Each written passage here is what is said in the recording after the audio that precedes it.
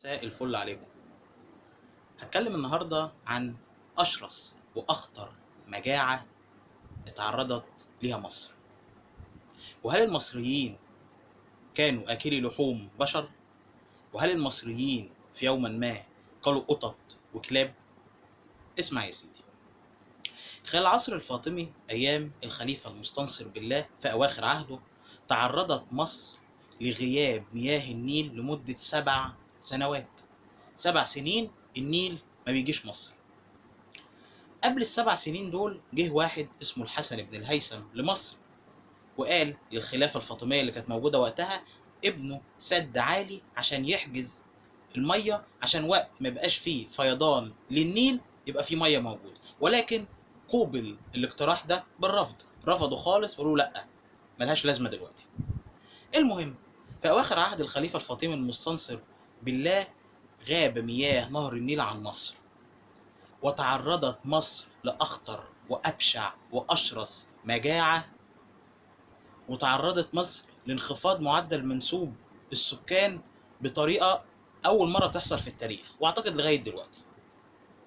المهم لما حصل انخفاض، مش انخفاض بقى، غياب مياه نهر النيل، مفيش زراعة، فبالتالي مفيش أكل، فبالتالي مفيش حيوانات، فبالتالي في مجاعة للإنسان، محدش بياكل، مفيش أكل. في بداية الأمر طبعا في بداية أول سنة لغياب مياه نهر النيل كان توجد غلاء بشع، وبدأ الناس يقطعوا الطرقات، وبدأت تمن البيضة الواحدة تمنها قراريط، واللي عايز يجيب مية بيدفع دينار، وبدأت الناس في حالة غلاء مرتفع جدا لأول مرة في تاريخ مصر. المهم عدى وقت، احنا لسه في ال7 سنين، إلى أن وصل الحال للمصريين بدأوا يأكلوا لحم القطط والكلاب، ولكنه كان مجبرا، ما كانش فيه غير القطط والكلاب، وكانوا بيدفعوا فيهم فلوس كمان وكانوا بياكلوهم. هل ده عدى الأزمة؟ لا لسه، ده أنا بقول لك 7 سنين مفيش مية. المهم وبدأوا ياكلوا لحوم الناس الميتة، يعني واحد مات من المجاعة بدأوا ياكلوا لحمه. بالإضافة كان في بعض الأحياء كانوا بينزلوا خطاطيف أو كلاليب من البيت، يعني البيت بينزل خطاف أو كلاليب، أي واحد معدي يقوموا لاقطينه وشادينه لفوق وياكلوه، يعني كانوا بياكلوا لحم بشر.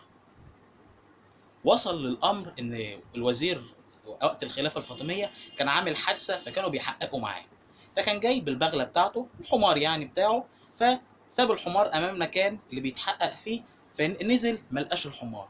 المصريين خدوه وكلوه، وتعرضت مصر لأكتر موجة مجاعة في تاريخها، وأكتر موجة انخفاض لعدد السكان في تاريخها، إلى أن وصل الحال سمينا الفترة دي ال7 سنين دول حاجة اسمها الشدة المستنصرية، أي المجاعة التي عمت البلاد. أرجع لحتة السد العالي. جه الحسن بن الهيثم طلب السد العالي، رفضه. فمحمد علي بعد كده بقى بسنين كتير جدا، اما كان هيمسك مصر، بعض المؤرخين قالوا كان هيمسك مصر سنة 1803 وتم عرض عليه الأمر، ولكنه رفض. ليه؟ كان ساعتها كان في انخفاض لمنسوب النيل، فخاف يحصل بعد الانخفاض المجاعة، فرفض ان يمسك الحكم. وقت مين اللي مسك ساعتها؟ خورشيد باشا. فلما مسك خورشيد باشا حصلت مشاكل كبيرة جدا، ومحمد علي مرضاش يمسك مصر الا بعد منسوب النيل رجع تاني. طب ده أهمية السد اللي جه عمله مين بقى بعدها بقد إيه؟ سنة 1900 تمام، تم إنشاء مشروع السد العالي، تمام، في الستينات بدء في المشروع. مين اللي ابتدى فيه؟ جمال عبد الناصر، وده يعتبر أبرز وأهم وأخطر مشروع في تاريخ مصر، وأهم إنجاز عمله جمال عبد الناصر. ابتدى منسوب النيل ما يبقاش فارق معاك، سواء انخفض في اوقات او ما جاش، انت عندك السد العالي مخزن ميه. طب هتيجي تقول لي طب احنا ليه بقى كنا بنتريق على الصينيين اللي بياكلوا خفافيش والكلام ده؟ ثانيه واحده، المصريين وقتها كانوا مضطرين، كانت مجاعه، بعد ما خلصت المجاعه رجعوا ياكلوا تاني الاكل الطبيعي بتاعهم. انما الصينيين انت مش محتاج حاجه انك تاكل خفافيش، انت عندك لحمه وفراخ وهكذا. فده شتان الفارق بين الحاجتين، وكل سنه وانتم طيبين.